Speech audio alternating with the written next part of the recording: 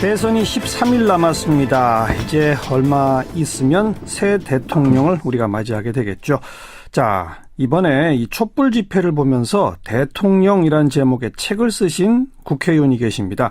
육선 국회의원이고 청와대 정무수석, 청와대 비서실장도 지내신, 그래서 아주 가까이서 대통령들을 비교 검토해 보신 분이죠. 네, 더불어민주당 문희상 의원 오늘 스튜디오에 특별히 좀 초대했습니다. 의원님 어서 오십시오. 반갑습니다. 네, YS 때 처음 정치 시작하신 거죠? 그렇습니다. 정무수석은 언제 하셨죠? 국민의 정부 첫 번 정무수석입니다. DJ 초대 정무수석. 그렇습니다. 그리고 노무현 정부 초대 비서실장. 그렇습니다. 예. 그다음에 이명박 박근혜 대통령도 그 당시 뭐 야당 그렇습니다. 대표 제가 야당 대표 때 두 분 다 뵀죠. 이명박 대통령, 박근혜 대통령. 그렇습니다.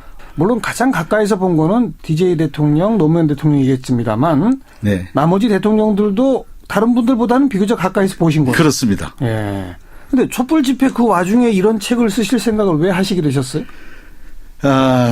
저는 그 군주민수라는 말을 굉장히 중요하게 생각하고. 군주민수? 네네.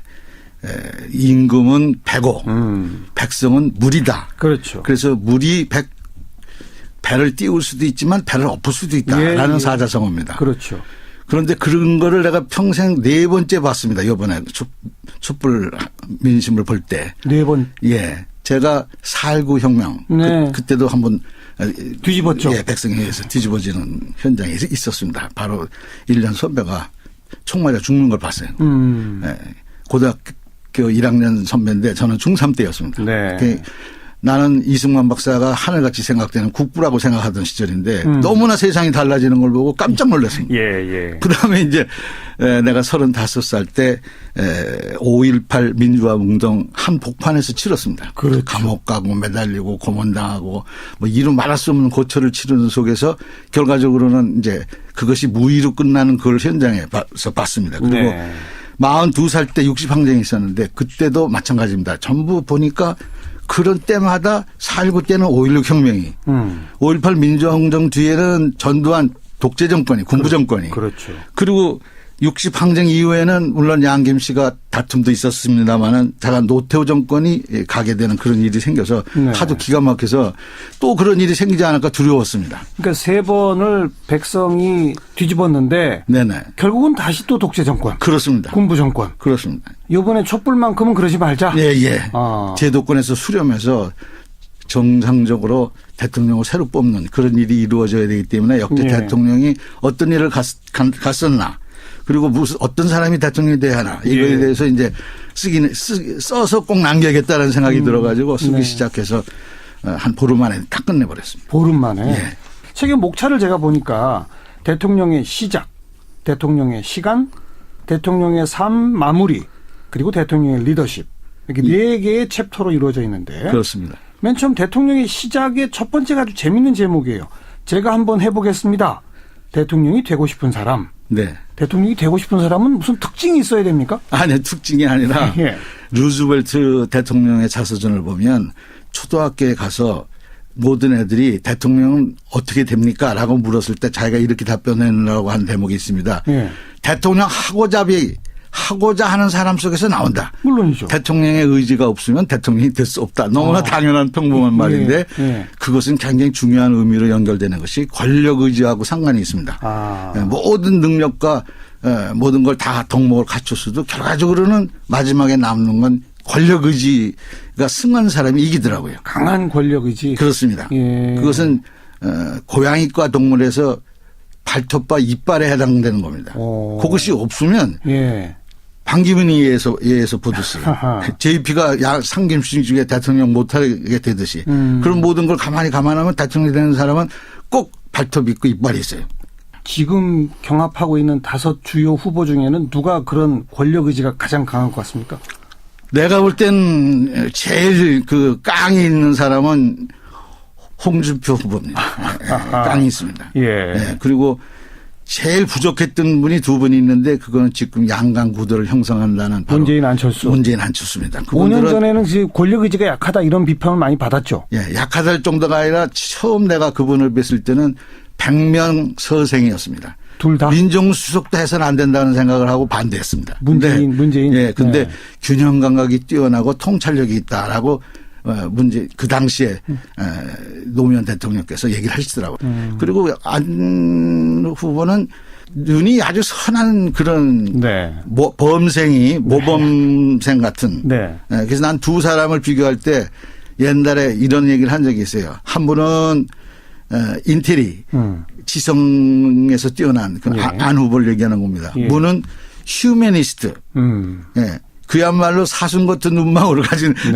사람이에요. 네. 그래서 그렇게 둘을 비교한 적이 있는데 어쨌거나 처음에는 두 분 다 권력 의지가 없었어요. 깡이 없었어요. 네. 예. 그런데 이제 재수하고 또 무슨 이제 당 대표하면서 선거를 여러 번 치르고 하면서 이제 사나워졌어요. 두 사람 다? 이제는 깡이 생겼습니다. 그래서 권력 의지가 난 충분히 있다 이렇게 생각합니다. 백면서생 범생이에서 네네. 이제는 대권 주자가 됐다. 네. 예. 명실상부한 대권 후보의 자격이 있다라고 생각합니다. 그다음 대통령의 시간에 몇 가지 제목들이 눈에 띄는데 대통령의 인사권은 어디까지일까? 또 인사도 결국은 메시지다. 이렇게 연결되는 두 개의 또 소장이 있네요. 네네. 이건 어떤 내용입니까? 대통령이 인사를 할 때 그냥 인사를 하는 게 아니더라. 결과적으로 이제 노무현 대통령 경우에 바로 옆에서 지켜봤는데 그분이 강금실 법무장관을 임명할 때 네. 그것은 전체 검사가 다 반대할 때가 돼서 나도 그 중에 하나로 반대를 했어요. 그건 안 됩니다. 예, 예. 그랬더니 그 강금실이라는 그 장관을 시키는 순간에 검찰 개혁의 반은 끝나는 겁니다. 우선 서열이 파괴되고 강금실이 장관 됐다 그러면 자기가 하고 싶은 검찰 개혁에 이미 반은 이루어진 거다. 네. 여성이 네. 또 되고 예, 기수도 예. 파괴되는 것이고 그렇죠. 그런 의미에서 한 3개월 검난을 각오하고 라도 할 만하다. 네. 라고 말씀하더라고요. 그러니까 네. 그래서 나는 반대를 하다가 잘 되나 두고 보자 이렇게 생각했는데 1년 뒤에 장관 평가가 나왔어요. 네. 국민들이 제일 좋아하는 잘하는 장관 1등이 강금실 장관이에요. 네. 아 이게 그래서 대통령이 보는 안목의 인사가 무슨 메시지가 있구나. 그렇죠. 이 사람을 시키면서 바로 그걸 전달하고 싶었구나. 그런 생각을 했어요. 네. 그런 경우는 여러 가지가 있습니다. 또 그럼 다른 직접 건. 경험하신 YS로부터 박근혜까지의 5 대통령 중에 인사를 제일 잘한 대통령은 누굽니까? 잘했다기보다는 원칙 있게 밀었다 그렇게 볼 수 있는 거는 김대중 정부는 3개의 확고부당한 인사 원칙이 있었습니다. 일단 대탕평책의 원칙이라 지역 안배를 아주 확실하게 하고 싶어 했어요. 예. 뭐 호남을 더 많이 챙기라가 아니라 예. 최소한도 영남의 2분의 1을 남겨야 된다. 인구 비율 맞게. 인구 비율 그렇죠. 해가지고 그 당시에는 엉망이었습니다. 전혀 그 비율이 맞지 않았어요. 호남 출신으로는 아무것도 되지 못했어요. 네. 그래서 이제 그런 대탕평의 원칙, 그다음에 적소의 원칙. 적절하지 않은 장소에 적절하지 않은 사람이 가서 앉으면 사고가 난다. 뭐 당연한 얘기죠. 예, 아주 너무나 당연한 얘기인데 예. 이제 그게 있었고, 예. 그다음에 신상 필벌의 원칙, 이제 그런 원칙이 있었고, 그 원칙을 DJ 정부가 그래도 가장 잘 지켰다. 잘 지킨 중에 하나가 아닐까라고 생각하고 그 대신 제도화하는데 좀 실패를 했어요. 그 중앙인사위원회도 그때 만들고 그러잖아요. 만들긴 만들었는데 네. 그게 제가 있을 때입니다. 그런데 네. 그것을 구체화시키는 청와대에 7천여 명을 임명하는 그 절차에 대통령 권한으로 임명하는 사람들을 여러 가지 그런 그 인사 원칙에 맞추는 것을 제도화하는 예. 시스템화한 것은 참여정부입니다. 인사위원회가 구성이 되고 맞아요. 인사위원장 그렇죠. 밑에 아침 그 위원되는 사람들이 전부 지역별로도 싹 달랐고요. 청와대 인사수석도 신설했었고. 그렇습니다. 인사수석도 새로 해서 추천과 검증이 서로 견제하게 체크앤 바란스를 유지하게끔 제도화한 측면에서 공이 있다고 저는 생각합니다. 네. 가장 인사를 못한 대통령은 누굽니까? 감옥에 계시지만 안 됐지만 그분은 엉망진창이라고 저는 생각합니다. 인사가 망사입니다. 예. 첫 번부터 도저히 시켜서는 안 될 사람부터 시키기 시작을 하더라고요. 수첩에 적혔다는 이유로. 수첩에 왜 적혔냐. 자기가 외롭고 괴로울 때 옆에서 지켜줬다. 그리고 자기가 대통령 나왔을 때 가장 많이 글을 도와줬다. 윤창중. 뭐 예를 들면. 예. 그게 시작이에요. 예. 그때 벌써 나는 예고편을 했어요. 앞으로 2-3 사람 또 결단 나겠구나. 여러 사람한테 얘기한 바 있는데 그대로 되더라고요. 네. 예. 그게 시작이 되니까 검증 절차가 청와대에서 이미 반은 끝나서 와야 되거든요. 도덕성에 관한 인사추천위원회를 거치던 검증위원회를 거치던 인사위원회를 거치던 어떤 시스템에 의해서 거기 청와대 자료도 있을 뿐만 그렇죠. 아니라 국정원 자료도 있고 검찰, 경찰 모든 자료가 있거든요. 예. 거기서 도덕성 문제는 걸르고 와야 국회에서 인사청문회에 정책 검증을 시작하는데 애초에 처음부터 도덕성부터 검증을 시작하니까 그 망에 전부 걸려서 그렇죠. 초창기에 다 실패하는 거예요. 맞아요. 예. 그래서 인사는 망사가 된 경우입니다. 그리고 그 대통령의 시간이라는 챕터에 또 하나 이제 눈에 띄는 제목이 공인의 삶과 개인의 삶 사이 대통령의 24시간 이런 제목이 있습니다. 대통령에도 사적인 삶은 있어야죠. 당연히 있어야죠. 그리고 그것은 긍정적인 측면이 분명히 있습니다. 예. 그래서 공과 사를 가령 가르려는 가장 그 기준이 무엇일까? 네. 실제로 참여정부에도 약간 그런 분들 계셨고 국민의 정부에도 있었거든요. 너무 없어서 오히려 걱정일 정도로 그게 있으면 더 좋은 이런 게 있었거든요. 사적인 생활이. 예, 혼자 밥 먹고 네. 혼자 텔레비전 보고 혼자 결정하고 그리고 아무것도 못하는 이런 경우는 이거는 최악입니다. 그러니까 박근혜 전 대통령 또 떠오르네요. 예, 혼자 밥 먹고 혼자 텔레비 보고. 예. 그렇게 해서는 안 됩니다. 예, 그러니까 예. 두 분 다 5분 단위로 시간표를 짜는 아침 7시에 일어나서 신문은 언제 보고 그거에서 끝나면 사람을 어떻게 만나고 아침은 누구랑 먹고 회의는 어떻게 하고 5분 단위로 쫙 짜져 있고 그것을 철저하게 지켰습니다. DJ 노무현. 그렇습니다. 네. 딱 넥타이하고 아침에 집무실로 출근했습니다. 그게 정상입니다. 네. 그리고 비서실장이나 다른 참모들도 그 일정에 관해서 빠삭하게 알고 있어야 됩니다. 그렇죠. 일어나면 출근, 눈 감으면 퇴근. 이거는 말도 안 되는 말을 하고 있는 거예요. 저녁 시간 공식 업무 끝나고 사사로이 옛 친구들도 있고 그럴 거 아닙니까? 당연히 있습니다. 그런 사람들하고 이렇게 소주 한 잔씩도 하고 그런 대통령은 누가 기억이 나세요? 두 분 다 그런 거는 약간씩 부족했고 했습니다. 부족했어요? 예, 약간씩 부족했어요. 매일 그들과 일부러 접촉을 끊으려고 했었던 분은 노무현 대통령이고 사실은. 네. 왜냐하면 이제 그거는 문재인한테 이어져 가지고 문재인 비서실장도 똑같이 그렇게 했다고 그래요. 자기는 친구도 안 만나고 동창회도 안 나가고 뭐 이런 스타일로 했다고 그래요. 네. 그걸로 인해서 사적인 부탁을 받거나 혹시 마음이 흐트림이 있으면 안 된다 이런 생각을 했기 때문에 아마 그랬을 거라고 생각하는데 예. 나는 그거보다도 예. 두 분 대통령 다 적절한 시간에 적절한 사람과 만나서 저녁 시간을 잘 활용했다 이렇게 생각합니다. 청와대가 아닌 딴 데 나가서 이렇게 만나고 술도 한잔하고 그렇게도 하나요? 그건 비밀인데요. 청와대 내에 이미 지나갔으니까요. 네, 청와대 내에 바깥으로 나갈 수 있는 문이 정문 외에 한 군데 있습니다. 네, 대통령 비서실장 공관하고 통하는 게 하나 있어요. 네, 거기 오셔서 뭐 좋아하시는 약주도 드셨고 뭐 이게 거기는 또 이상하게 노래방 기계가 하나 있어가지고 그런 적도 있고 그렇습니다. 비서실장 공관에 오셔서? 네네. 거기 이제 사사로이 친구분들 글로 오라고 그래가지고. 예, 그거는 거기까지만.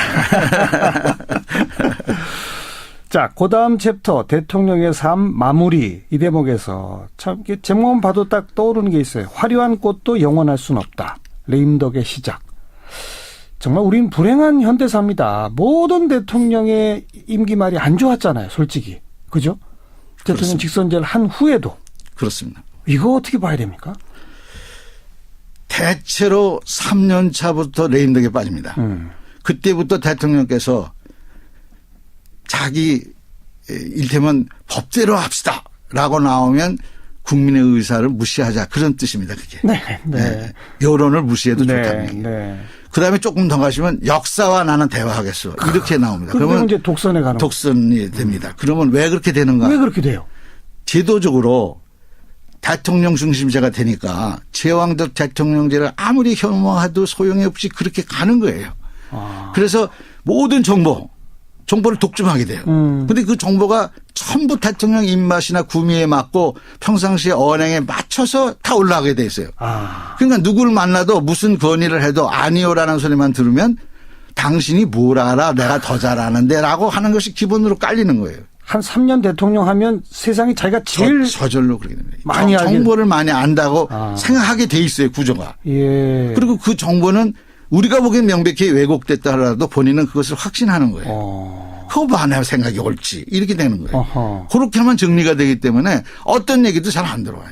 그렇게 되면 멀리하게 되고 이제 가난을 하거나 비판의 말을 하는 사람들은 줄어들게 마련입니다. 네. 그럼 예스맨만 자꾸 생기죠. 이걸 방지할 방법은 없어요? 제도적으로 그래서 개헌을 해야 된다라는 얘기를 나는 옛날부터 주장을 하는 거예요. 이게 제왕적 대통령을 하고 싶어서 대통령 하는 사람이 어디 있겠습니까? 근데 하다 보면 대통령이 되면 그렇게 그렇게 빠질 수밖에 없으니까 이걸 제도적으로 분산시킬 수밖에 없는데 대통령의 권한을 분권화해서 수평적으로 분권하는 길은 총리를 책임 총리제로 하든가 예. 아니면 아예 이원 집정부제로 해가지고 예. 외치는 대통령이 맞대 내치는 맞는다든가. 우리가 과거에 그런 경험이 있습니다. 네. DJP 연정 그렇죠. 비슷한 그랬죠. 그런 과거 경험도 있습니다. 그러니까 예. 그런 식으로 해서 대통령의 권한을 수평적으로 분권화하고 그다음에 지방자치를 활성화해서 도단의 지방자치권 행정권 예. 조직권 그러니까 예산권 이게 다 줘버리면 수직적으로부터 분권이 되거든요. 결국은 권력 분산. 그렇습니다. 그것만이 답이다. 그게 모범 답안입니다. 지금의 대통령제에서는 아무리 훌륭한 자질의 대통령을 뽑아도 그대로 두면 3년쯤 지나면 또 역시 자기 혼자 그렇게 제일 잘났다고 하겠 10중 8구입니다. 아, 그래요. 마지막 대통령의 리더십. 이게 이제 우리가 앞으로 뽑아야 할 대통령에 대한 충고의 말씀이라고 보여지는데 이미지가 아닌 자질을 봐야 해. 이건 무슨 뜻이죠?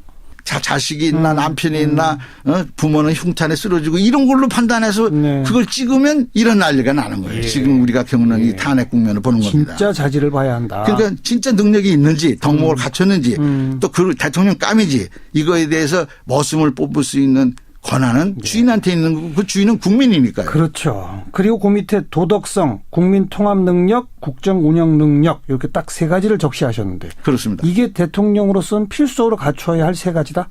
세 가지다라기보다 국민 통합 능력과 국가 경영 능력이 있어야 되는데 국민 통합이 첫째인데 그것은 신뢰관계고 그것은 도덕성에서 오는 겁니다.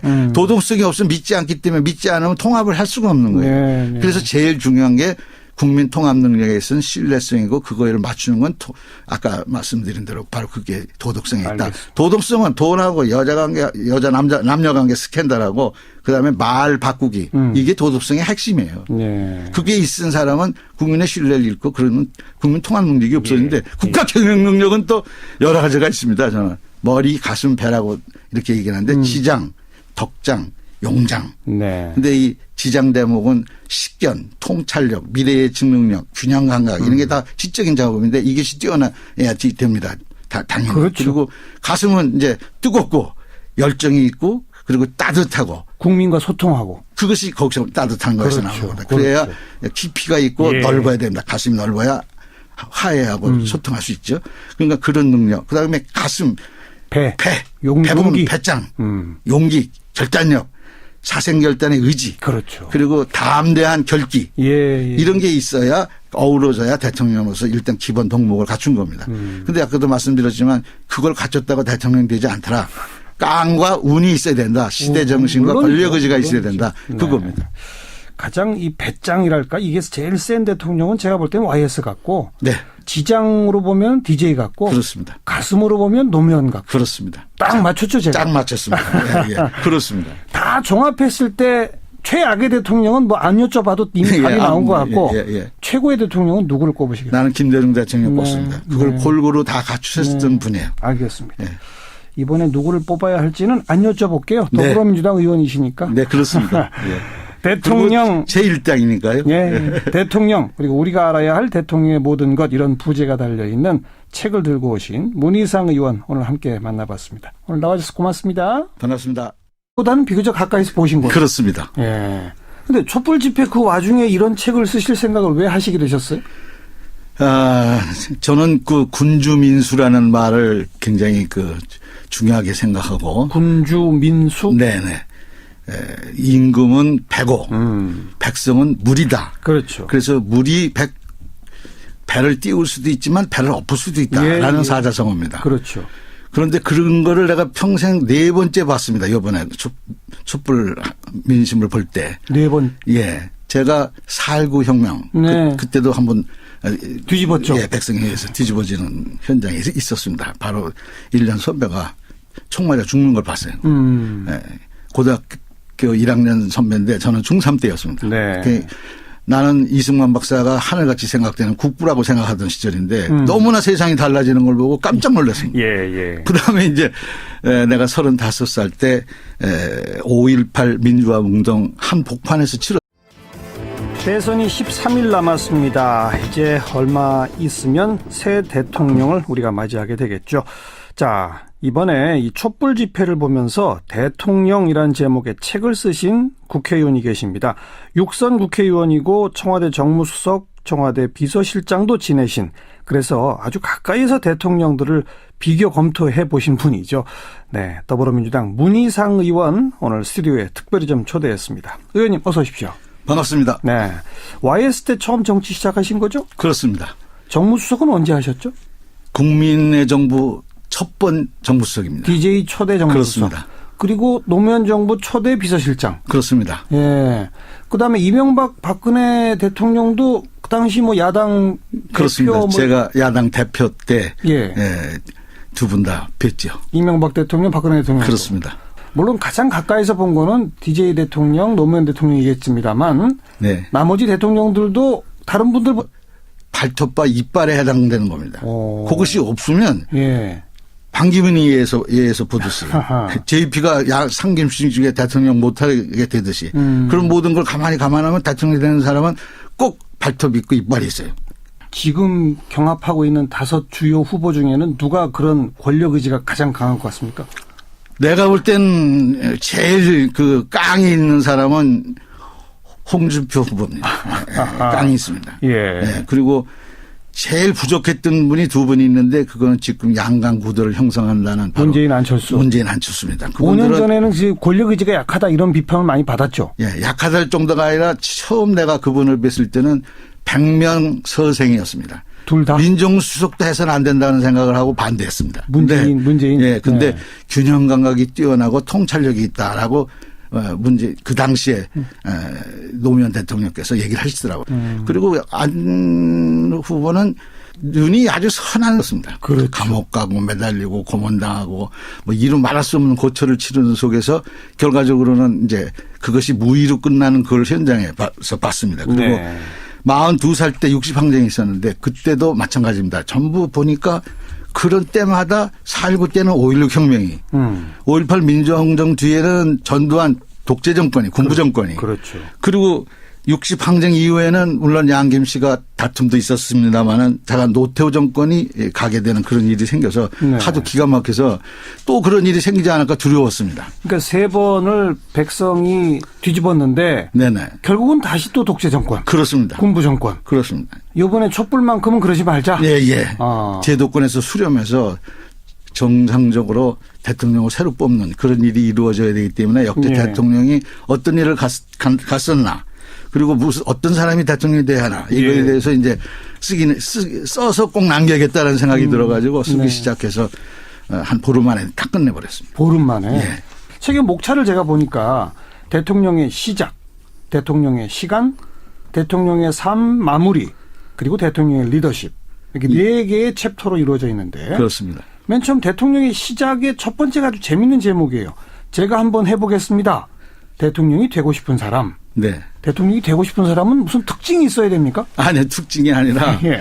루즈벨트 대통령의 자서전을 보면 초등학교에 가서 모든 애들이 대통령은 어떻게 됩니까? 라고 물었을 때 자기가 이렇게 답변해내라고 한 대목이 있습니다. 예. 대통령 하고자 하는 사람 속에서 나온다. 물론이죠. 대통령의 의지가 없으면 대통령이 될 수 없다. 너무나 당연한 평범한 말인데 그것은 굉장히 중요한 의미로 연결되는 것이 권력 의지하고 상관이 있습니다. 모든 능력과 모든 걸 다 덕목을 갖췄어도 결과적으로는 마지막에 남는 건 권력 의지가 승한 사람이 이기더라고요. 강한 권력 의지. 그렇습니다. 예. 그것은 고양이과 동물에서